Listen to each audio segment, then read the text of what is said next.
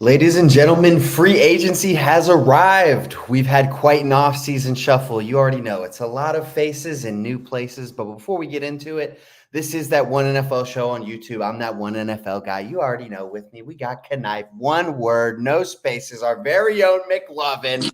And man, we normally kick this off with the quarterbacks, but today it only feels right to kick it off with a guy that spent his whole career harassing quarterbacks. Aaron Donald retires, man. Mhm. A first ballot Hall of Famer, 8-time All Pro, 10-time Pro Bowler. Guys, these quarterbacks are so happy right now because Mhm. Aaron Donald is finally gone. And it's kind of interesting because I really feel like Aaron Donald probably could have played like a solid 5 to 10 more years, just depending on if he was okay being dude, he's still at the top of his game right Dude, now. you just said He's 10 more years. Are you kidding me? no, James Harrison played till he was like 40. You're telling me Aaron Donald's not going to be the same type of player that I could play till he's like 40? man, I mean, Look maybe. at him. He looks stronger than he was when he first got in the league. That dude chose to retire. He didn't have to retire. Yeah, that's fair. But Aaron Donald, kudos to you, man. First ballot Hall of Famer, no question about it. One of the best to ever do it. He will be missed, but not by the quarterbacks, y'all. All right, let's talk about a team that just completely flipped all of their quarterbacks, the Steelers. Okay. We've been talking about them as a team that's been a top landing spot for quarterback, but they didn't just go get one. They went ahead and got themselves two quarterbacks. Okay. Russell Wilson for dirt cheap, basically nothing. And then they go ahead and they trade basically nothing for Justin Fields, a 6th-round pick with a conditional 4th round that could turn into a 4th rounder if he plays 51% of snaps. You know, to be honest with you, I'm surprised that Russell Wilson was even okay with that. I kind of feel like he probably would have, I don't know. I just feel like he's got to have some kind of like promise that he's going to be the starter. That's just really how I feel about it. Mhm. We'll see what happens with Justin Fields' 5th-year option and if the Steelers end up picking that up. But really interesting to see that go down. They also trade away Kenny Pickett. They let Mason Rudolph leave. Mitch Trubisky signs back with Buffalo to be their backup again. So this quarterback room in Pittsburgh is completely different heading into 2024. Can I give me your thoughts on it? Are the Pittsburgh Steelers a true contender now that they have this new quarterback room?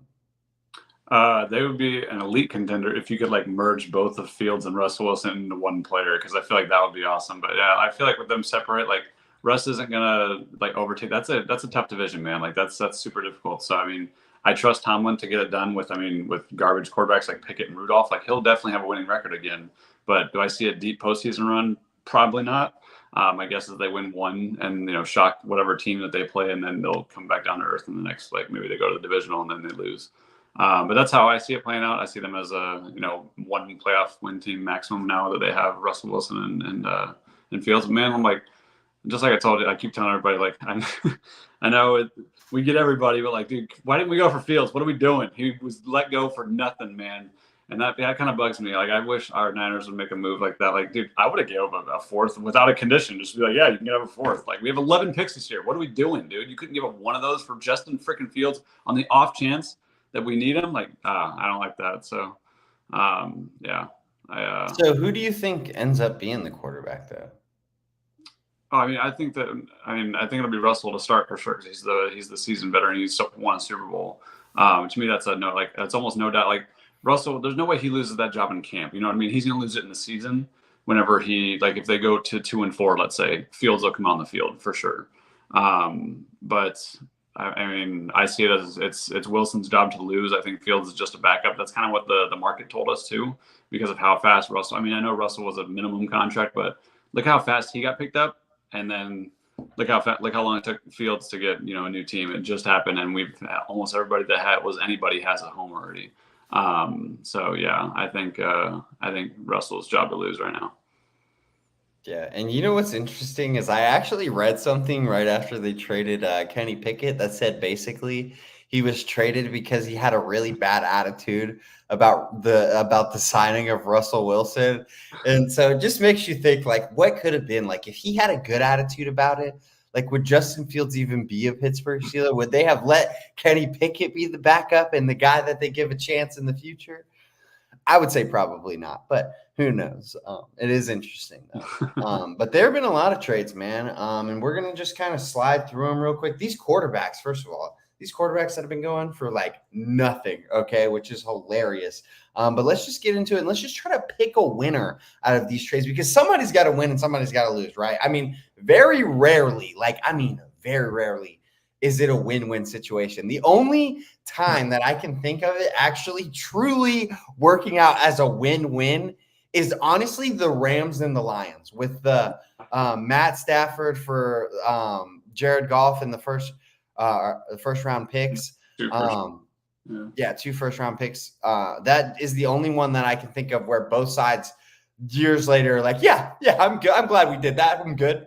Most of the time it doesn't work out that way. So let's just go into it. Most of these are really small trades, but we're just going to kind of go through them. All right.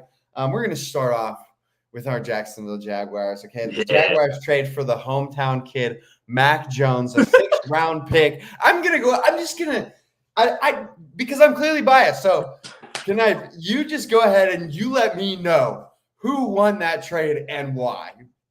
I mean, I'll take the Jags winning that trade because at least there's potential. And I mean, Mac Jones showed us his rookie year. If he has a competent coordinator, he can at least be passable. So I mean, I think Doug can actually help him become usable and not so like, dude. I mean, didn't he have he had a DC as an OC, right? Like his second year. Like, right? Yeah. What are we doing, man? Like that's how you ruin people is when you have a DC. He had Matt Patricia as his offensive coordinator, and he also had Joe Judge, who was a special teams coordinator before he was the Giants head coach. He was his quarterback coach. So for the price of a 6th, I'm gonna say y'all want it because I think at least Trevor's elastic man, so he doesn't ever get hurt. But I mean, if he did go down or had to miss for whatever reason, at least you could feel more. I mean, you probably feel a little bit better about Mac Jones. I mean, maybe it's about lateral, but like as CJ Beathard, you know what I mean? But like at least Mac Jones to me has shown us that like his rookie year that he could win football games. Like he could be solid in a stretch of games for sure. I'm actually surprised you feel that way. I am. I'm surprised that you picked us because, listen, let me start by saying I honestly do not care about the 6th round pick. Like the 6th rounders, the 7th round picks, like, dude, we can trade those away for pretty much anything. And I'm normally going to be like, sweet, whatever. Who cares? Who cares about those picks? But I'm actually going to say that the Jaguars lost this trade only because, listen, I truly feel like Mac Jones to CJ Beathard, it is maybe marginally better with Mac Jones. If it is so freaking tiny. Honestly, I'm not going to hang on to this man's rookie year with Josh McDaniels as his offensive coordinator. The man had Bill O'Brien, and listen, I understand that he had the shit year with Matt Patricia and Joe Judge, but he also had Billy O'Brien as his offensive coordinator this year, and I just feel like when I watch this kid, I just think that his confidence is not there. And I understand that he's a hometown kid. He's from Jacksonville. Obviously, the picture going viral of him wearing the Blake Bortles jersey. And whatever, okay, maybe he's our backup quarterback. It's not that big of a deal to me. No matter what, if your backup ends up in, you're normally screwed, man. I mean, that's normally what it is. You're normally not making the playoffs if your backup is playing a significant amount of time. But honestly, when I look at the other quarterbacks and what they got traded for, I'm just like, honestly, I'd rather have literally anybody else because I just think Mac Jones' confidence is beyond lost. And I just think I'd rather have Beathard. Beathard won the game that he played for us. Okay. The one game against the Panthers. All right. So he did his job there. No, I don't know. I mean, I'm kind of indifferent, but if I had to pick a winner, I'm not going to pick the Jaguars to win for trading for Mac Jones because I just don't have that in me. I just don't believe in Mac Jones. He's not an NFL starter. He could potentially not even be an NFL backup for all I really know at this point.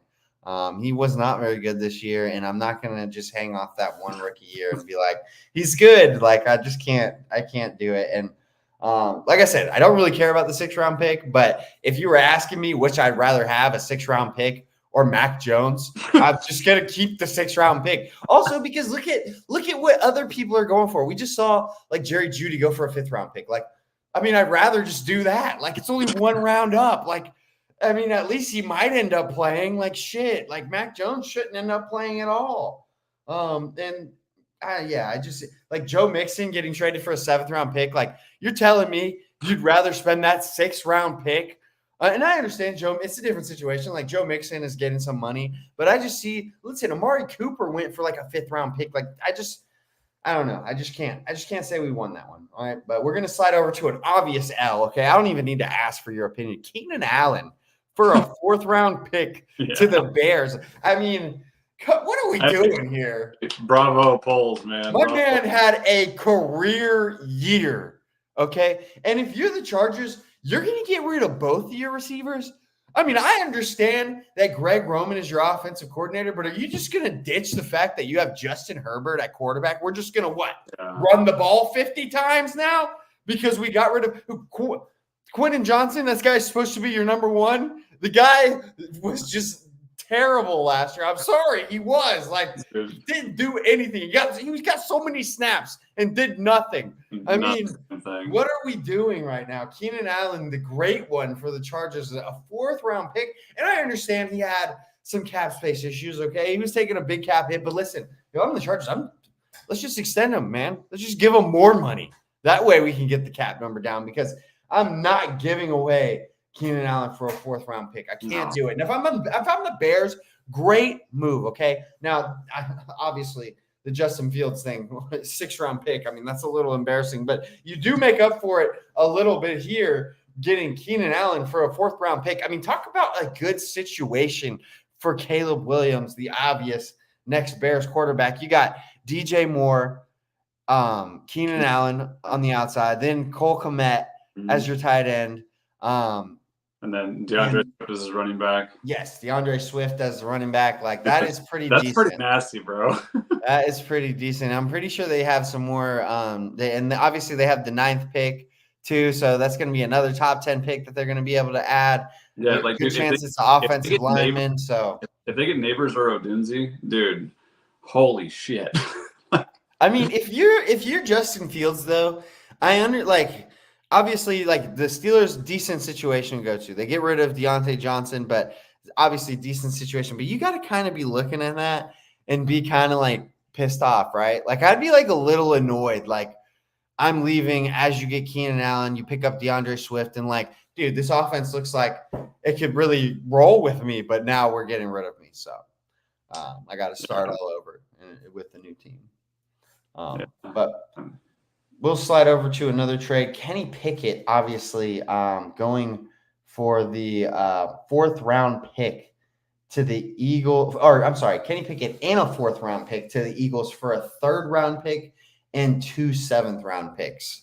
I already know where you're going to go with this, but go ahead, take the floor. Just terrible part. Dude, Kenny Pickett is absolute garbage at football. I don't know how this man was ever drafted. Like, what about his tape ever has intrigued you? Ever? Have you ever thought that kid was special at all, or just like the most vanilla thing you've ever seen in your life? To me, they looked really good in the preseason this year. They did. They scored every time he was on the field, and it was a narrative. I know. I remember saying on Max's show, I was like, dude, the Niners are going to bring that team back down to earth, and we did. I was like, I don't believe the bullshit I have for the preseason. Like, oh, they can score at will. Like, dude, it's Kenny Pickett. Everybody calm the fuck down, man. But yeah, no. So I think that they easily lost that trade. Obviously, the Eagles acquiring that. Like, dude, you can sign anybody off the street to be your backup. I would rather have Colt McCoy as my fucking backup than Kenny Pickett. And yeah, that's how I feel about Kenny Pickett. So whoever gets him in the trade, you lost. So later, bro. Okay. I actually don't really have much of an opinion for it. It was really like a pick swap for the 3rd and the 4th, and then you add 2 7ths. I freaking hate picks, man. I'm such an anti-pick guy that I'm like, honestly, you both lost. This was just stupid. Why do you even do this? Just cut Kenny Pickett, whatever.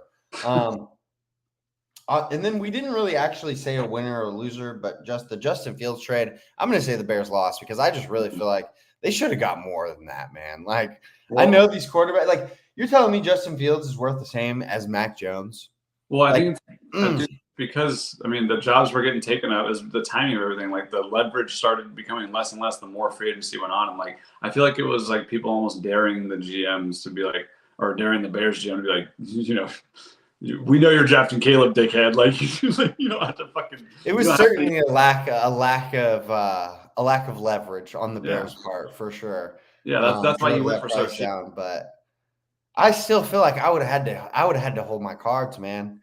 I would have had to hold my cards. I would have literally started shopping the first overall pick just to get buzz that we were keeping Justin Fields. I would have done whatever it took. I would have led that up to draft day. I would have held. I would not have sold right there. I would have just held on. And honestly, it's probably a respect thing. It probably is because they're like, look, we can't dick around Justin all the way up till the number 1 pick. But I'm sorry, I'd have to. I'd be like, I'm not fucking taking a 6th-round pick for this guy. He's too talented. I can't do it. But that's what happens. We'll slide over to another trade. Texans. This one kind of weird. I honestly felt like this whole trade was just strange because first of all, we are months away from the draft. Normally, these type of trades I feel like happen on draft day, but we got one happening way early. The Texans trade away pick number 23 and a 7th-round pick, 232 overall to the Vikings for pick number 42, which is a 2nd-round pick this year, pick 188, which is a 6th-round pick this year, and a 2nd-round pick next year. Yeah, those guys are like in the office just like cooking, dude. They're like, what can we do? I mean, it's just interesting because like if you're the Vikings, you don't even know who's like I'm assuming the Vikings, when you think about it, they lose Kirk Cousins to Atlanta, which we'll get into in the next segment. But I'm assuming they've got to be loading up to try to get a quarterback, right? Like now we have 2 first-round picks, so we're gonna use both of these to get up. And I mean that's the only thing that makes sense to me is that they're preloading that double first-round pick because it's just strange to do a move like that this far away from the draft when you have no clue who's actually going to be there. Yeah, no, you're right. No, I think they have their guy in mind for sure. And I think if they probably like about 2 to 3 players at least, that's probably why they're confident enough to trade the picks this early. So yeah, that's what I'm gonna say the Vikings are doing because they're not going to war with Sam Darnold. That's not happening. Let's all fucking get that out of our minds right now. Like Sam might start week 1, he may start week 1, but I promise you by week 2, dude, you know how the fans of the NFL are. They're like, we want the other guy in right fucking now. Put him in, like, you know what I mean? Like people are gonna be fighting for the new guy, especially when it's Sam, because it's like, dude, we've already seen Sam. Everyone's seen Sam. We want to see the new guy. Where's the new guy? So that'll be happening rather quickly. I'm telling you, by week 2, I see the new guy starting for sure. Because like Sam will get week 1, he'll fuck it up, he'll lose by 17 points, and then it'll be Bo Nix or whoever the fuck. Yeah, it's got to be like a Bo Nix, Michael Penix, or maybe if you're trying to trade up again, maybe a JJ McCarthy because obviously he's been building some QB4 type buzz, saying that he'll be a top 15 pick. Honestly, I feel like we're way too early for draft. I don't know how they're decided making these kind of decisions this early, but I guess better early than late. They say. Speaking of Sam Howell of the Washington Commanders also was traded. Okay, Sam Howell pick 179, which I believe is like a 6th-round pick. For the Seahawks 3rd-round pick 78, and their 5th-round pick 152. The Seahawks lost Drew Lock to the Giants because apparently the Giants told him, we're going to let you compete for QB1, which we'll also get into in the next segment. It has been crazy QB news, okay? These guys are so drama-filled all the freaking time. But Sam Howell to the Seahawks for basically a 3rd-round pick and a 5th-round pick. What are your thoughts on that one? So, I mean, I don't like to see my opponent get better. And, I mean, not, like you kind of said before, though, like if the backup comes in, that's not a good thing. But, I mean, if I'm a GM, like even on my team, dude, like I wouldn't mind having Sam Howell as my backup quarterback. Like, I mean, he at least is capable, and he can move a little bit. Like, he's not like, you know what I mean? He's not like, I don't know. He's a quality back. To me, he's top tier of backup. Like, he's not a starter. You don't want him starting every week, but like, I would definitely want him on the field if Purdy got hurt. You know what I mean, like that type of thing. So yeah, I think the Seahawks won that one. It was a good trade, I think, for both sides though, because I think the Commanders need that youth injection. You know what I mean? Because they got a bunch of old free agents during this cycle. But I think they did that to build a base of character and then to pass it on to the young guys if that coaching staff stayed. Well, I think for them it's more because they're obviously taking a quarterback at 2. Yeah, so yeah. It's like they don't even want Sam Howell in the building when he fucking gets there because you're obviously not the guy anymore. But I agree with you. I think Sam Howell is the top tier backup. He's a good project quarterback, a guy where it's like, hey, let's just try to develop him and see if he gets better. Drew Lock was a pretty good backup quarterback too. I mean, obviously he came in for Geno a few times and showed out. I believe he started a game too and had a really good game. He did.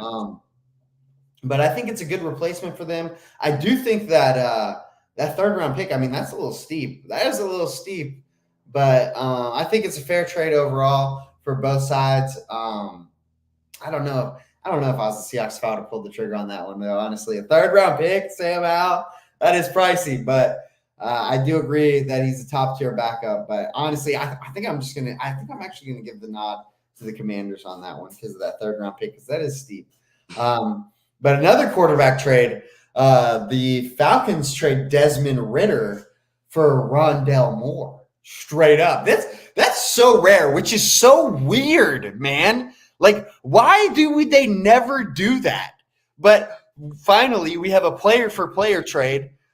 Desmond Ridder for Rondale Moore. Who are you giving the nod to there? And what do you do? You know why they never do that, because you know what happens in these GM calls, dude? It's about who has a fucking bigger dick, and it just whoever, like, they want to feel like they won. You know what I mean? It's just like when you trade in fantasy, you want to feel like you fucking won. Like, I'm better than you, bitch. I obviously won this trade, but that's why the player for player doesn't happen. I feel like is because like that there's ego involved. But as far as the actual trade goes, dude, give me Rondale Moore any day of the week over Desmond Ridder. My God, I can dig Rondale as a cool gadget player, like giving him 3 targets a game. Specialized play packages or whatever you want to do. But yeah, I like Rondale Moore. I mean, he can handle a high target game every now and again too. So I mean, yeah, I'm down with the Rondale Moore side of that. I like the Falcons move on that one. Yeah, 100% agree. Speed, baby. Rondale Moore, obviously he hasn't been that productive, but he's got the speed. And he could potentially be a good gadget player. He could be somebody that you can kind of just give him 2 or 3 different types of plays, whether it's a handoff or a screen pass or whatever, or just sending him long just to go fast. Hey, just run, buddy. Hey, clear him out. But yeah, I agree. And Desmond Ridder, I mean, at this point, I don't even know if this guy's a backup. Okay, so I just have to give it to them. This was an interesting one, I thought. Carlton Davis of the Bucks and 2 6th-round picks to the Lions. And the Lions send a 3rd-round pick back to the Bucks. Who are you picking on that one? That's a close one for me. I'd rather have the 3rd rounder. Just why? I mean, just because of where I view the talent at this current time. Like, I don't think Davis is like a game changer or gonna like. I feel like I can potentially hit on a younger version of him in the 3rd round. You know what I mean? With the talent that you have at your disposal still. So. Yeah, I'm going to say the replacement could definitely be the 3rd rounder. So I don't think Davis is anything special. I mean, he's had good years. I'm saying now. But yeah, honestly, I really don't even know, man. I don't know what his performance was last year. It's hard for me to say. But when I see like some of the people that go for like 6th and 5th round picks, I'm like, shit, man, maybe you could have got a better deal. But, I don't know. We'll kind of see with that one. We'll see. I'm sure we'll find out next year.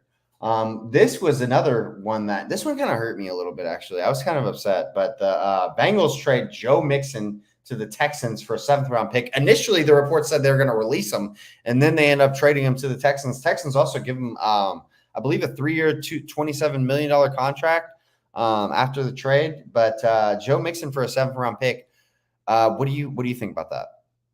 I mean, it's fine. It's a good to have a veteran presence, but to me, they should still the Texans have built something nice. Like, their defense is legit as hell now, and I mean, if they just draft a halfway decent running back, or maybe get another one in free agency, I don't know who's available, but like, I think if they just draft a decent running back and have him learn behind Joe Mixon, that's fine. But Joe, to me, has lost a step completely. Oh, come on, dude! His breaking tackle rate is like terrible. He's 1,000-yard rusher this year.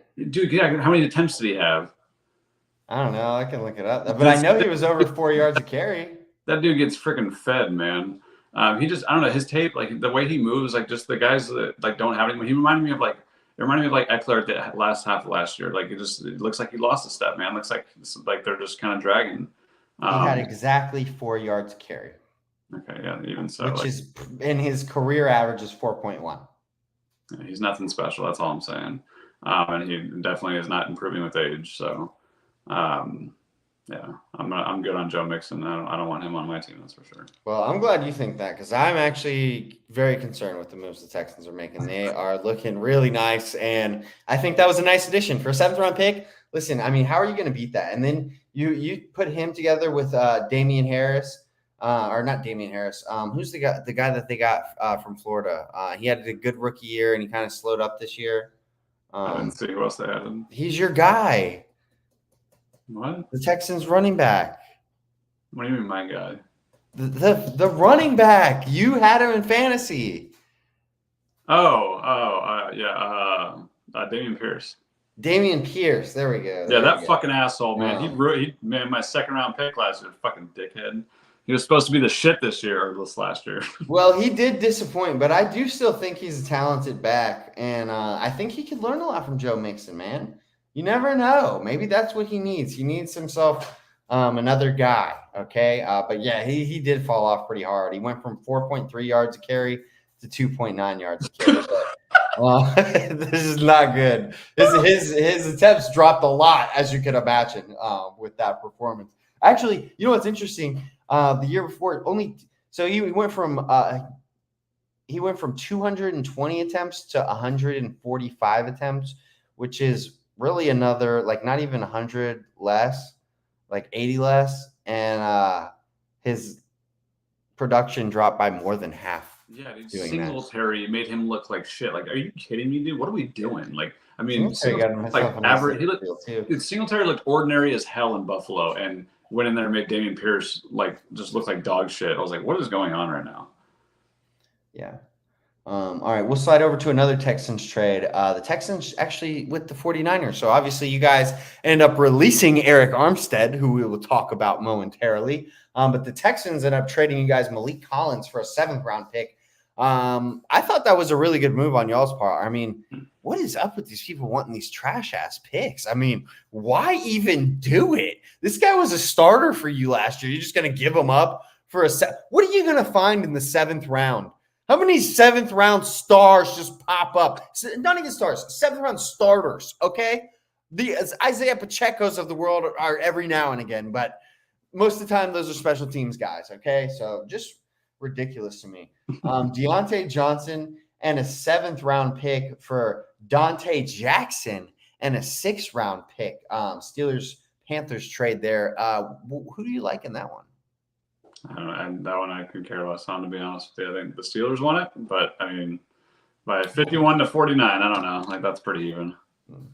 I kind of picked the Panthers here. I mean, specifically, especially because you look at that receiving core, and oh my God, it is atrocious. How do you expect a quarterback to succeed when your best receiver is like a 35-year-old white dude that is just like breaking down every day, every hit he's slowing down because the man is grandpa now. Okay, for NFL wide receivers, he is grandpa, and you go and you get Deontay Johnson, who's underperformed a little bit, but I mean, dude. He had Kenny Pickett and freaking Mason Rudolph thrown to him. Like, it's tough. It's tough, okay? It's not easy. I think we've seen him perform in the past. I think that was a good move on their part. And Dante Jackson, let me look it up, but I'm pretty sure Dante Jackson's, like, pretty old. No, he's not. Why do I think he was old? When was the last time? I feel like I'm getting him confused with somebody else because there was somebody on Hard Knocks forever ago. Maybe it was just his rookie year or something. I don't know. But regardless, I still would take Deontay Johnson. I think he's a good receiver. And that's, I mean, for just really like, I mean, you got a pick swap too. So it's just, I don't know. I don't know, man. Whatever. Let's move on to free agency, okay? Let's take a look at the guys that got paid. I'm just going to share my screen here. And we're just going to look at we're using 33rd team, which is what's his name again? Ari Muroff. This guy's the tits. Okay, for a drop in news. All right. There's a new guy in town, Ricky something, and Ricky has been on a roll this offseason, but Ari is your go-to for organization here. So we're just going to go down the line. Kirk Cousins signing with the Falcons. First of all, let me start by saying everybody saw this coming, and I said it last episode. If I was the Falcons, I would call the NFL and be like, or if I was the Vikings, I would call the NFL and I'd be like, yo, what do we got going on over here? Because everybody knows he's signing with them. And it seems like that's exactly what they did, which we'll get into in a minute. But Kirk Cousins with the Falcons, what are your thoughts on it? Can the Falcons win the division with Kirk Cousins at quarterback? Yeah, I kind of view it the same as the Steelers. Like they could potentially go to the divisional rounds of the playoffs, but nothing really beyond that. Like beyond that, it would be kind of almost a miracle if it happened. Like there would have to be someone who got hurt on the other team or something of significance. But yeah, I mean, good for them because it's definitely. I mean, it is head and freaking shoulders above Ritter and I don't even remember the other guy's name. But yeah, I mean, you don't have any more backup quarterbacks you got to deal with. You have a real starting quarterback in the NFL and Kirk Cousins. I mean, even if he's coming off the Achilles, to me, whatever, because dude, the guy runs for 2 yards a game, maybe. So you don't need him to run around, be mobile. Like that's not why you got him. You got him to be a pocket passer. And I think with the talent around him, great for Atlanta. I'm sure that their fan base is at least pumped because they feel like they at least have a chance now. Like, dude, if you're a Falcons fan last year and you had Desmond Ritter going in the start of the year, you'd be like, dude, this is a throwaway year. We're just like, what are we doing? You know what I mean? And then you have Arthur Smith gone now too, which I think just adds beauty to the city in general. But yeah, good job Atlanta, and good job to Kirk's agent too, because he's like the 4th highest guy paid now in the history of the NFL, like for total earnings. Yeah, Cousins definitely knows how to make his money, and he's not scared to play on that franchise tag or test the market. He doesn't give a shit about where he came from, all right? And Baker Mayfield also got himself a nice little deal. Re-signs with the Bucs, 3 years, $100 million. I feel like this was just a must-do, obviously coming off of the playoff year and the success that they had. And good for Baker. I don't really want to comment on that too much more because it's kind of something everybody's seen coming. Both of them were only going to get the best deal with each other. So we'll see what happens next year. See if he can repeat that performance. Russell Wilson, obviously, giving the Steelers that vet minimum. That is so clutch for the Steelers. Gardner Minshew getting a nice little deal here. To potentially be a bridge quarterback for the Raiders if they're not able to trade up. There's a lot of rumors that they want Jaden Daniels. He has already had a relationship with Antonio Pierce. I believe Pierce coached him on like a high school all-star team or something of that nature, but they do have a relationship there. And they've talked about the Raiders being a team to look for, trying to jump up in that first round. But if they do end up starting Minshew, it'll be interesting because he's always just a fun guy to watch, really. But as far as everybody else, really just backup deals. Jimmy G gets backup deal. Jacoby Brissett back with the Patriots. They're taking a quarterback. I feel like those three top teams, it's going to be tough to see them move out. You're going to have to trade a lot to get out there. But Brissett gets a decent little chunk of change, $8 million on a backup deal. Jameis Winston, a guy that everybody keeps looking for to try to get a starting job, but it's almost like he just gave up on doing that. Joe Flacco, I kind of thought Joe Flacco would end up with the Patriots, but no, signs with the Colts, so takes a backup deal. He'll sit behind Anthony Richardson, who obviously got hurt this year, and Gardner Minshew played all year. Mitch goes back to Buffalo. Sam Darnold signs that 1-year bridge deal with the Vikings. We'll see if he ends up being the starter or if they do trade up or take one of those late round quarterbacks. Drew Lock going to be able to compete with Daniel Jones, apparently, for the starting quarterback spot. Give me your thoughts there on that one. I was kind of surprised to hear that they were openly saying that. They're not doing that. They just want Daniel Jones to get his head out of his ass and be like, yo, dude, like you gave us that one good year out of like the 6 that you've been here. We need you to perform again. Otherwise, I mean, I think they're pretty much like, dude, he would have to win 2 playoff games at this point to keep his job going into 2025's offseason. So, Yeah, dude, I think the writing's on the wall for Daniel, but yeah, Drew Lock. I mean, Drew Lock. Yeah, he showed out. He did cool with the Seahawks. Whenever he was asked, but backup's still a backup for a reason. You know what I mean? Like, he's behind Geno Smith. Let's not pretend Geno's like elite as hell. And yeah, so I mean, I think it's Daniel Jones' job to lose, just like it's Russell Wilson's. Just same type of thing. I would agree with you, but also there are rumors that the Giants could be interested in trying to get up and take JJ McCarthy. That has been like a hot rumor that they want to move on from Daniel Jones. Yeah, we'll see, though. I don't know. We'll see. Aren't they pick number 6? I don't think they'd have to move to get McCarthy. I think they can get McCarthy with 6. Yeah, you might be right, but you never know because these quarterback-rich teams, they just trade up so much. I mean, but no, you're probably right. They probably could take him right there at 6. Let's slide over to a different position group here. The running backs. Saquon Barkley ends up signing with the Eagles. 3-year, $37.75 million deal. In my opinion, worth every penny. I'm really interested to see what this looks like with the Eagles and Saquon Barkley. They've upgraded their coordinators. With Saquon, man, and that offensive line, that's going to be nasty. And imagine Saquon pushing Jalen Hurts on that 4th and 1 for that tush push play. That's going to be unfreaking stoppable. It already is, dude, with freaking Kenny Gainwell back there. I don't know who the hell they have back there, but whatever. Yeah, dude, I love Saquon to the Eagles. I mean, I'm sure our boy French doesn't. I'm sure, I mean, I don't love it. I love it for fantasy and I love it for football, but like I don't like it as a Niner fan because like that's the team that I think is the next best in our conference is the Eagles. So I mean, I don't like to see it, but I'd like to see it for all the other reasons. You know what I mean? And it's just, yeah, I can't wait to see what Hurts and Saquon can do together. That should be disgusting to watch, honestly. That should be offense for days. Like they almost have no reason not to average, 26, 27 points a game. All right, well, let's just talk about the running backs in general because obviously the running backs just notoriously get less than the other position groups. So let's take a look at these rushers right here: Barkley, Henry, Josh Jacobs, Aaron Jones, Austin Eckler, and DeAndre Swift. Obviously, the Packers cut Aaron Jones, signed Josh Jacobs, so 4-year, $48 million deal. Aaron Jones signs for a 1-year, $7 million with the Vikings. Out of these guys, and specifically out of their bang for your buck, who is the guy that you're taking with the contract that they got? Like as far as best valued contract for that player? Out of everyone? Yeah, out of the highlighted guys, because these are going to be the top dudes. Obviously, everybody else that's a few tiers down besides that.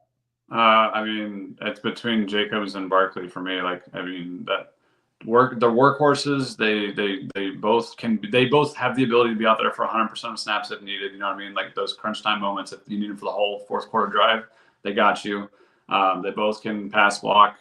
Those two guys to me are the obvious winners. I don't care that they got paid appropriate contracts too. Like it wasn't like holy shit they overpaid.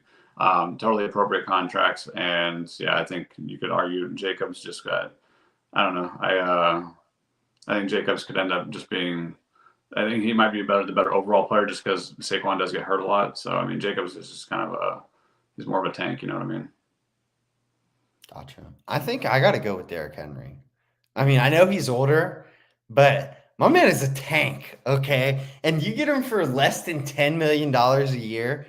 I mean, I just feel like that is such a steal. You could also argue Eckler, $4 million, dude. $4 million a year for a guy that at one point was like close to like 1,800 yards, was a touchdown machine. Both of those are really good value, in my opinion. Obviously, Saquon and Josh Jacobs, they do their thing, but I just feel like you could get the same production out of Derrick Henry, honestly. And probably not Austin Eckler just because he's with the Commanders, but if he was in the right situation, I don't even know. If you're Austin Eckler, I don't know how you didn't have a better offer than that. I mean, not as far as money, but like there had to have been somebody that was like within, I don't know, like $500,000 that was just a better team, just a better situation. I just think he kind of screwed himself there, in my opinion. One thing I do want to say about the running backs and free agency, I'm surprised with the Chargers, man. I think you must be onto something with Jim Harbaugh wanting to get his running back from Michigan. I'm blanking on the kid's name. For him. Yeah, Blake Corum, because I mean, you would have thought they would have at least been active, especially with the way that like they were under the cap. I mean, after the Keenan Allen move and Mike Williams, and they did a restructure with Joey Bosa. So you would have thought that they definitely would have been in the market, but they end up just getting Gus Edwards, 2 years, $6.5 million. It's not a bad deal. It's just like that's your move. Like you guys been hyping up this. Imagine Herbert with a run game, and you go get Gus Edwards. Like I'm just surprised that was the case. No, dude, like I feel like they're gonna reach on Blake Corum. I bet you Blake Corum goes in the second round or whatever to the Chargers. I agree. Probably like because they have like what I think pick 5. So they'll be like pick 5 in the second round, and he'll probably go right there just because they want to. Just so they can be for sure they got their guy. He already loves them. You know what I mean? Like the attitude's there. And hey, it might be an awesome move. You know what I mean? Like I would love to see another awesome running back in LA. Last one I can remember, obviously Austin Eckler, but then before that, I just want another LT type of guy in LA. Like that'd be cool. Yeah, no doubt about it. Obviously, they're going to have the culture there. It should be interesting. You think they have to make some I almost feel like they have to draft a receiver at 5 now just because of what they've done. Or maybe they'll make a free agency move. Late. Obviously, there's still time, but with this first wave, they really I feel like they haven't made any team improving moves there. AJ Dillon, interestingly enough, gets a 1-year, $2.7 million deal with Patrick. I wouldn't pay that guy anything. I think AJ Dillon is like one of the worst running backs that actually gets carries in the NFL. Mind blowing that they wanted to bring him back for me. Just after watching him this year, just can't believe it. But one last question with the running backs. Obviously, the Bengals they trade away Joe Mixon. They signed Zach Moss. Do you think Zach Moss is better than Joe Mixon? Because obviously you think Joe Mixon is on the decline. Zach Moss had a pretty good year last year, but in my opinion, it was like his first really good year. It was, but if we're talking as of right now, like, dude, Zach Moss looked worlds better than Joe Mixon. Like as of last year, the most recent tape, Zach Moss is in a different tier than Joe Mixon for running back. Yes. Oh my God. What, dude? Joe. 1 year. 1 year. Yeah, that's the most recent we have, and that's what you have to go off of. Like, what do you mean? Like, what? Like, I don't know what to tell you. Joe's been consistent. The last thing my eyes saw was Joe Mixon not being elite and Zach Moss showing that he can be elite. You know what I mean? Like, so, what do you want from me, dog? Like, Joe was off. It's not like I hated Joe forever. Joe's just getting old, man. He's a running back. They wear out. He had a lot of work, bro. Like, the guy's tired. He wants to go home. Fine, whatever. Okay, we'll slide over to the receivers here. Some of these we're going to skip. T. Higgins actually requested a trade, so Jaguars, come on, man. Let's work some magic over there. But it doesn't sound like they're going to actually trade him because it sounds like the asking price is too much for T. Higgins, so he'll probably end up playing on that tag. We've already talked about Mike Evans. Michael Pittman was tagged. He ends up getting a 3-year, $70 million deal with the Colts. That is huge. The Jags lost Ridley, on the last freaking hour to the Tennessee Titans. Apparently, the Titans just completely blew their offer away. He gets about $52 million, I think, guaranteed on that 4-year, $92 million deal. And he was close to $24 million a year. They reported the Jaguars were coming in around $19.5 million a year. Them and the Patriots were both close, but the Titans come in and just blow it out of the water.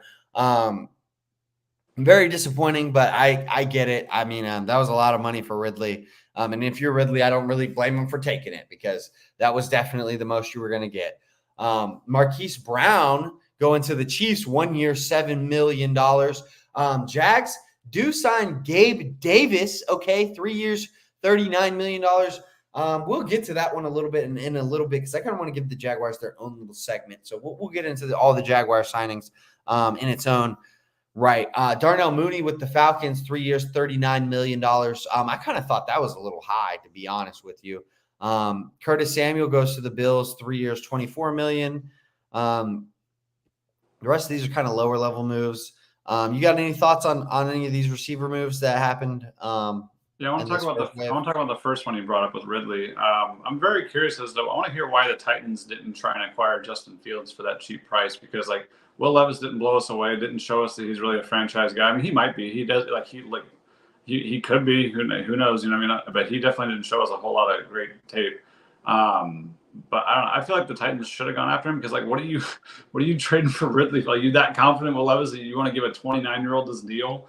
I don't know. That just, to me, Ridley should have gone to a team with an established QB, and that would have made sense to spend that kind of money on Ridley. Because I mean, you know me, I love the hell out of Calvin Ridley. I think Calvin Ridley is awesome, but what the hell? Like, what are they? Do they think Will Levis and him are just going to blossom together? Like, I don't see that happening, to be honest with you. And yeah, maybe they're going to go after QB too. I mean, who knows? But I'm very curious as to what their thoughts and feelings are on Will Levis, or if that's their vote of confidence in him is that Calvin Ridley deal. Like, I don't know, just very strange, very weird. And not how I would have done things if I'm Rand Carthen, who used to be my guy over in SF. But yeah, I don't know, like kind of weird situation.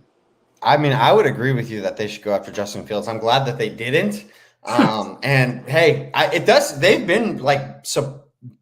they've been vocally supportive of Will Levis, and I hope that continues. But I am with you. I don't think that's really going to work out. I will say, I think that they do have a good duo over there with Calvin Ridley and DeAndre Hopkins. Obviously, there are a couple of dudes that you're not going to be looking at them for the next 10 years. But for the next 3, I think that's a good duo. I do think that there's a good chance at least one of them is going to underperform every year because of Will Levis until they get a different quarterback, which probably will be after this year if I had to guess. But yeah, I mean, honestly, I understand why the Jags didn't want to give him. I don't even think we could have afforded to give him that big of a deal. And we made some other moves that I kind of understand, but yeah, I mean, good for Calvin Ridley getting that big payday. We'll see you twice a year, buddy, and y'all ain't shit because we ain't worried about y'all. But we'll slide over to the tight ends. You ain't worried about them, but guess what? They knocked your fucking punk asses out of the playoffs. Yeah, well, you know what? We did it the year before too. Okay, so whatever. Fuck them. All right, you're making moves over here, pal. The tight ends, though, all right. There wasn't a lot of tight end. There wasn't a lot of big name tight ends really out there this year. Dalton Schultz would have been the biggest, but the Texans obviously re-signed him. Hunter Henry also gets re-signed, 3-year, $27 million deal. I think that makes a lot of sense. He's been pretty consistent for them. Out of the shit that they've had the last few years, he has been the one decent piece. I'm not even going to say great, but I mean, he'd probably be better if he actually had a quarterback throwing to him. But he's never drops a ball, sure-handed, gets open, gets his targets. So I think that was well-deserved. Noah Fant gets re-signed with the Seahawks, 2-year, $21 million. That's a little high for me for Noah Fant because he hasn't done shit in a while. Okay, he's the best. Living off your first round grade back in the day, but that ain't shit for me. Gerald Everett signs with the Bears, 2 years, $12 million. Don't really care about that move. Austin Hooper, 1 year, $3 million with the Patriots. You're going to die there. Gesicki to the Bengals, 1 year, $2.5 million. I think that's a good move for Gesicki. I think that is a spot where he could really perform with Joe Burrow, especially since they will now not have Tyler Boyd. So there's going to be some extra targets available for them. Hayden Hurst going to the Chargers. But I feel like those are kind of like the notorious move. Adam Trautman, that's a blocking tight end. He re-signs with the Broncos. Mercedes Lewis available. It'd be sweet if the Jags could get him. How is he still playing? Hey, he played with the Bears last year. Hey, listen, my man is a football genius, and he still is a premier blocking tight end in this league. So let me tell you right now, if he wanted to come back to Jacksonville, I'd sign him in a freaking heartbeat, okay? I love me some Mercedes Lewis. I know you do. Offensive tackles. That's like 44. Okay. Tyrone Smith to the Jets. This one makes a lot of sense. Obviously, the Jets offensive line gets Aaron Rodgers hurt like first game of the year. They had issues there all year long. Wouldn't be surprised to see David Bakhtiari also join them in New York for a team-friendly deal since he's had so many injury history that there's no way that David Bakhtiari is getting good money. But I do think that there's some good options available here. Jonah Williams got way more money than I thought he would get. He's struggled his whole career. I'm really confused there. I don't know a lot about the guy that the Patriots re-signed. He got a pretty big deal though. So, I mean, obviously, like I feel like Tyrone Smith, I mean, 1 year, $6.5 million. You see this guy getting 3 years, 57 million. I mean, am I crazy? Like, Castella's not still at the top of his game. I know he's old, but like, shit, 6.5 million. That's it. Yeah. Yeah, that's damn cheap. Am I wrong? Like, am I wrong? Like, tell me. Like, if I am. No, you're good, bro. I agree with you. I just don't understand. Doesn't make sense to me. But Mekhi Becton, another guy. I mean, if Jonah Williams is getting fucking 2 years, 30 million, Mekhi Becton's got to be like getting at least 10 million a year. Trent Brown's another guy. Trent Brown is like consistently like overlooked, but he always quietly has like decent seasons. You don't notice him.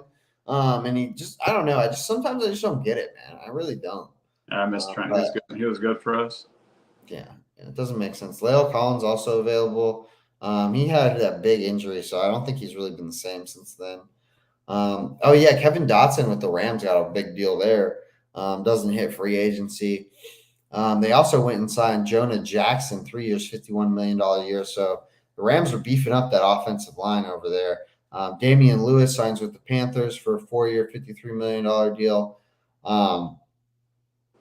Yeah, I don't really know most of these guys. Ezra Cleveland, we've already kind of talked about him re-signing with the Jags on that 3-year, 24, or actually, it's actually 28 in it, or $27.5 million. But this one's reporting 24, so who knows with Ari.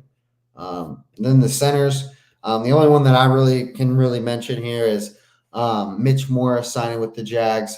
That is going to be a huge upgrade over Fortner, and it was a good deal. 2 years, $10.5 million.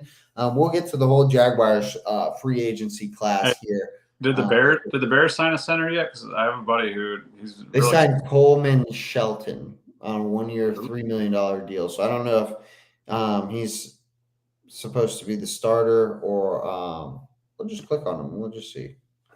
Let's see what who is that? I don't know who he is. Kid me? We'll try to learn together.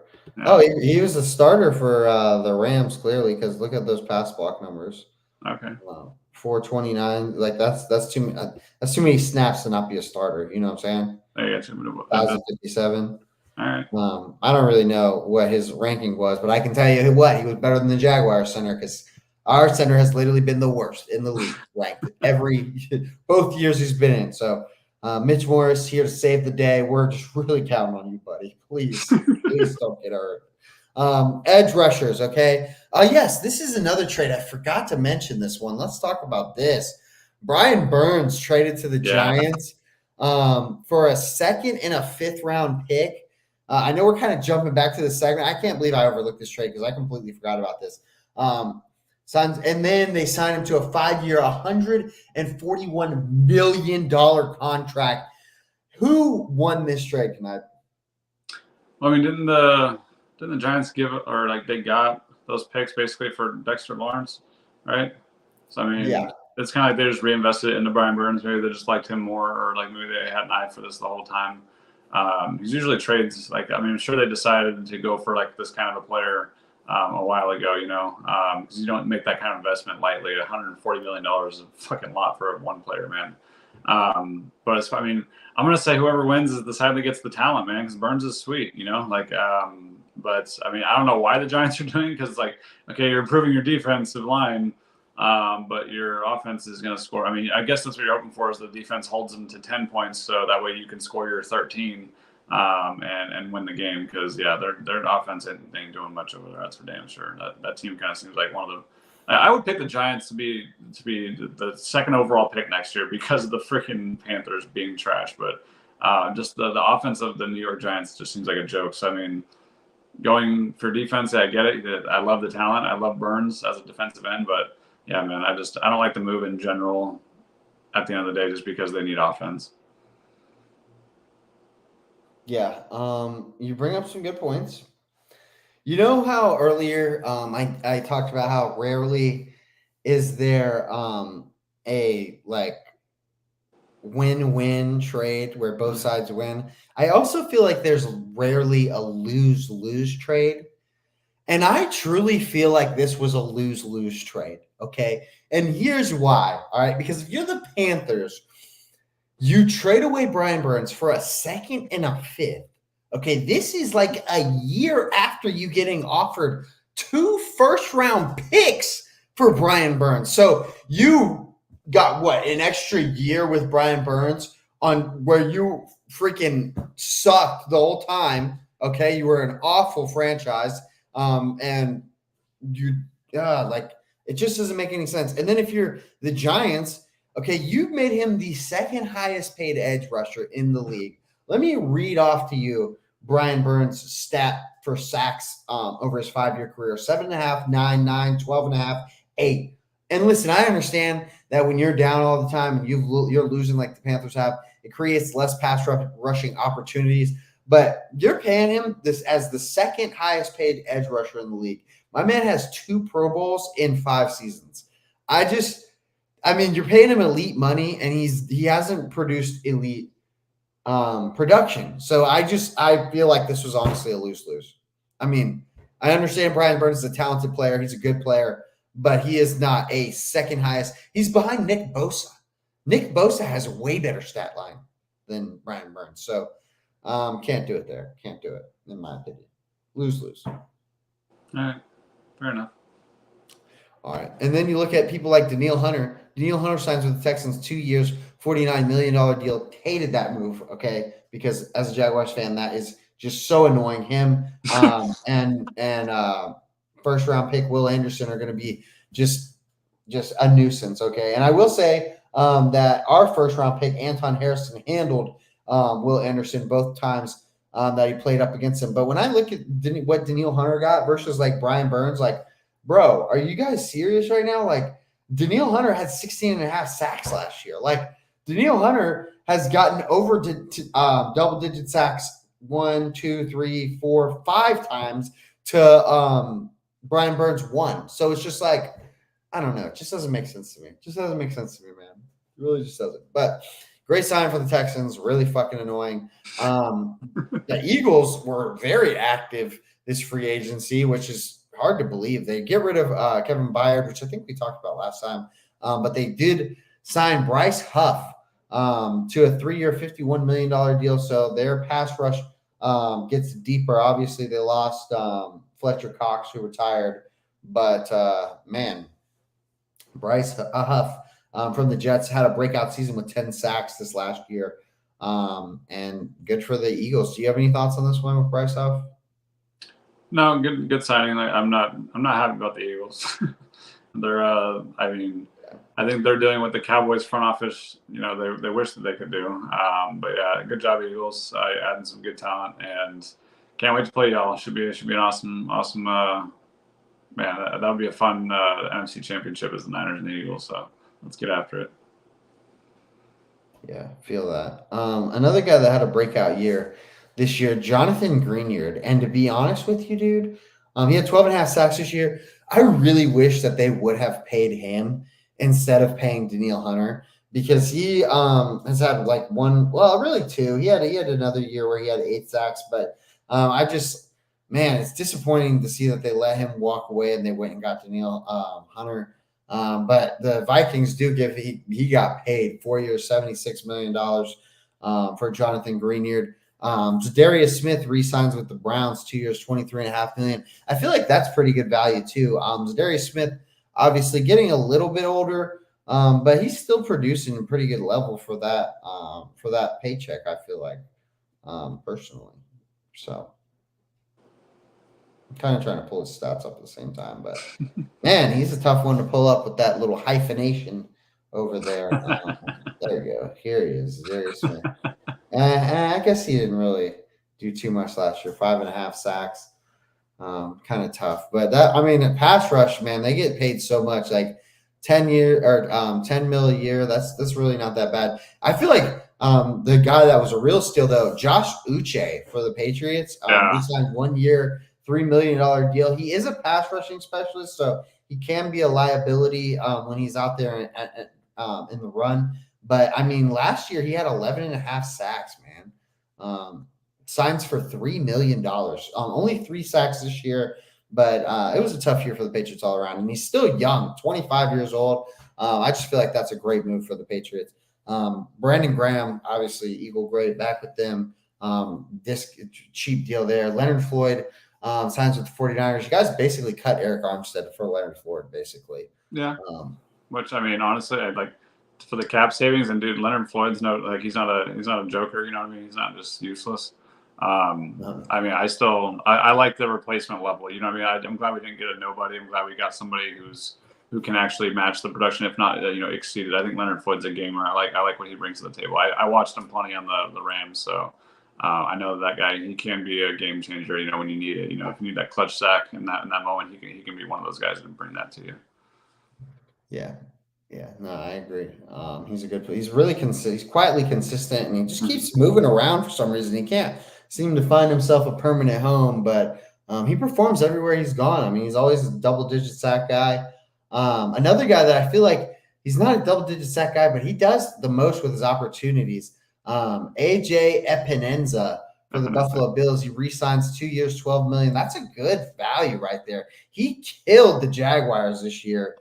With his opportunities. I'm not really sure what his stats look like. I just know in that game he was a freaking beast. Why would you not have his sack numbers right here? That is so weird. Yes. I still don't have it. Whatever. I don't know how many sacks he got, but I just know that he wreaked havoc against the Jaguars. But we're going to kind of slide because we're kind of running out of time. Caleb Chason signs with the Panthers, 1 year, $5 million. What a waste of $5 million. That's all I'm going to say about that, because that guy ain't doing shit for you. Interior defensive line, we've already talked about Chris Jones and Matabuke. Christian Wilkins signed with the Raiders, 4 years, $110 million. My man got paid from the black and silver. Obviously, he was like the gem of free agency, in my opinion, honestly. Leonard Williams re-signs with the Seahawks, 3 years, $64 million. That was good $20 million a year. Leonard Floyd is still playing at the top of his game. He's a great player, so no complaints from me there. Eric Armstead, one man's trash, another man's treasure. Okay, this was the best move by the Jaguars this offseason, in my opinion. Eric Armstead filling a hole after they get rid of Foley Fatukasi has been so disappointing. So really hoping that he can be that interior pass rush that we so desperately need, because our edges were on fire this year. 27.5 sacks between Josh Allen and Trayvon Walker, which that is plentiful on the edge, but we didn't get shit in that interior. So really hoping that Eric Armstead can be that guy for us. DJ Reader, 2 year, $22 million with the Lions. That's a good deal. We'll kind of slide up here because these are kind of just like a lot of depth pieces here. You can go through a lot of these different transactions, but we'll just keep. Oh yeah, Patrick Queen jumping ship on the Ravens and sliding over to the Steelers, 3 years, $41 million. I kind of thought he got overpaid a little bit, to be honest with you. Patrick Queen is a good player, but when you look at him compared to some other linebackers, like I honestly feel like Bobby Wagner, 1 year, $8.5 million. That's a better deal. And same with Levante David, 1 year, $8.5 million. Devin White got $7 million 1 year deal with the Eagles. That one is one I kind of want to see how he does with them, because was having an up and down season with the Bucs last year, but he's a guy that I really felt like had a lot of talent. Andrew Van Ginkel, my man deserves more than what he got. Okay, Van Ginkel was a monster this year. Okay, I love Andrew Van Ginkel. Great move by the Vikings. 2 years, $36 million. He got paid decent. That's good money, but Van Ginkel, man, just a monster. Okay, every time I watched the Dolphins, I felt like he stood out to me. So hey, I'm with it with him. Jalen Johnson re-signed with the Bears. I think we actually talked about that one. There have been some L'Jarius Sneed trade talks. They're saying the Titans and the Colts, unfortunately, are the two top teams. It's really more of trying to work out the deal that's made things complicated. My favorite guy on the market actually right now is Xavier Howard and Stephon Gilmore. Both those guys, man corners. It'd be sweet to see the Jags if we could get them for a cheap deal. Gilmore's a little bit older. Xavier Howard, I still feel like Xavier Howard's at the top of his game. And then another one I want to touch on, Kenny Moore got the highest paid nickel contract in NFL history with 3 year, $30 million. He plays mostly the slot. I'm sure he's played some outside, but he's premierly plays in the slot. Sean Murphy Bunting signs with the Cardinals, 3 years, $25.5 million. I like Murphy Bunting. He's another really good slot corner. Jeff Okudah to the Texans kind of surprised me because I really thought with the Jags getting the Atlanta's defensive coordinator Ryan Nielsen, I thought that he'd end up bringing Okudah over with him, but end up going to the Texans. But pretty good deal there for $5 million. Let's see if there's anybody else here worth mentioning. Xavier McKinney, he's been balling for the Giants. Got a 4-year, $67 million deal with the Packers. So Packers make a big move there. Justin Simmons still on the market. I was surprised that he didn't get picked up in that first wave of free agency. And CJ Gardner-Johnson with the Eagles, signing with the Eagles, back with the Eagles. 3 years, $27 million deal. Good for him. He's a really good player. I feel like he's another guy that's just really underrated. I mean, he goes out there and he just balls. But the safety market is deep right now, so it's kind of tough. It's kind of tough, honestly. But I think that's pretty much it for what we want to talk about for free agency this episode. Oh yeah, and then the Jags. So let me just get my Jags in here. Okay, I know we're running a little long, but listen, I had some harsh words for them. Okay, last time we were here, and I got to be honest with you. I'm giving them a B+ right now. Okay, they're one move away from an A+. All right, all we need to do is get a receiver, and it's an A+. But I'm telling you right now, like, I can't be mad at you.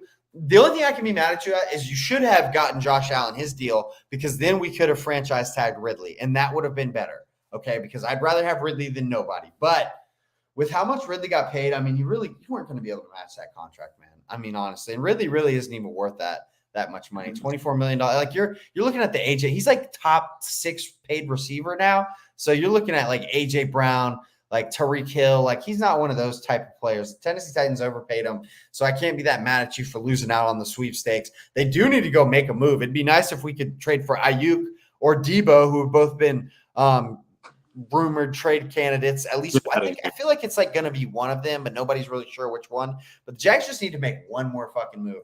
But the Eric Armstead move, I felt like it really made up for losing out on Ridley, because 3 years, $51 million. I mean, that's a steal. That he's like the 14th highest paid defensive tackle. I mean, my man is still at the top of his game. So real happy with that right there. We also got Ronald Darby for $5 million. Mitch Morris for 2 years, $10.5 million. I just feel like we got a lot of value as far as how much money we're actually spending on these players. So I got to give it to the Jags. I mean, they rebounded a little bit there. I do still have a lot of concerns with the offensive line. But one thing somebody actually also brought up to me is, like, you look at the Jags when they had that 2017 run with Jalen Ramsey, AJ Boye, Malik Jackson, Calais Campbell, all those dudes. And the offensive line was the exact same from the year before.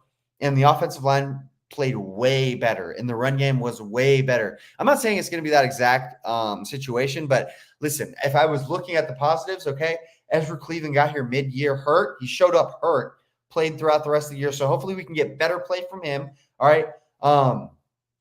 I don't have a lot of hope for Sheriff. I'm going to be honest with you. He played not good this year. Whoops, I didn't mean to do that. He played not good this year, and I just don't feel great about it. But we also have Cooper Hodges, who they think could potentially be a starter. So hopefully that extra depth, man. I mean, we're bringing Cam Robinson back, which I was surprised to see. We have basically three tackles on the team right now. So hopefully that's like the biggest question mark for me. If we can get that one more receiver, the Jags are going to be looking real good.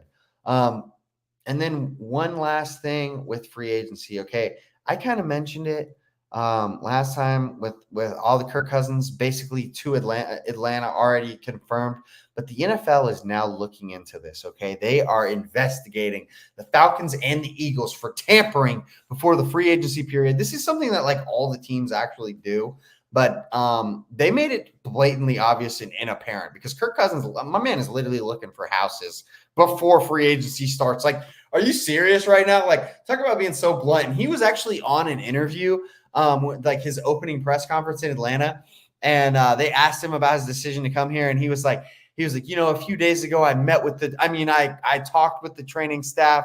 So like my man was out here like wheeling and dealing way before he was supposed to be, and they just aren't even trying to hide it anymore. I don't know what the NFL can do about this, But we're going to see, man. We are going to see if they probably lose some kind of draft pick. It's just how harsh is it going to be? I'm going to guess probably a late rounder, like a 7th rounder, a little slap on the wrist, maybe a fine. But yeah, it was pretty ridiculous. I'm not really sure what the Eagles did that made it. Oh, yeah, it was Barkley. It was something with Barkley. I don't remember what it was exactly, but I just know that they are also included.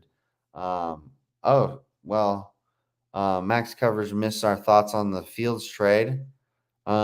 Just rewind it a little bit, man. We've been on here for an hour and 10 minutes. I'm getting tired. I'm getting tired. No, I mean the Bears should have got more. The Bears should have got more. That's the bottom line. I mean, they had no leverage to get more, bro. Like it was too late. Like you said, if they didn't trade it right at the beginning of free agency, they should have waited until draft day. Like because then at least it would have been potentially worth more. Yeah, I'm holding my cards. I ain't giving them up for a 6 because that's just laughable. You know what? I'll just keep you as a backup at this point. All right, whatever. We're not giving you up for nothing, okay? And obviously, Max, you know how it is when you're sharing screen. I couldn't really see your comments until way later, so apologies there. But listen, everybody, we've had 11 people. Mostly, it's always Twitter. Twitter likes us, man. Twitter be watching. So thank you, Twitter. It was fun. We're going to get out of here. We'll catch you guys next week for wave 2 of free agency. Hopefully some moves will still be made. There's definitely a lot of good free agents still out there. Some positions that can definitely be filled. But listen, it was great chilling with you guys. Have a great Saturday night. Don't drive drunk, and we'll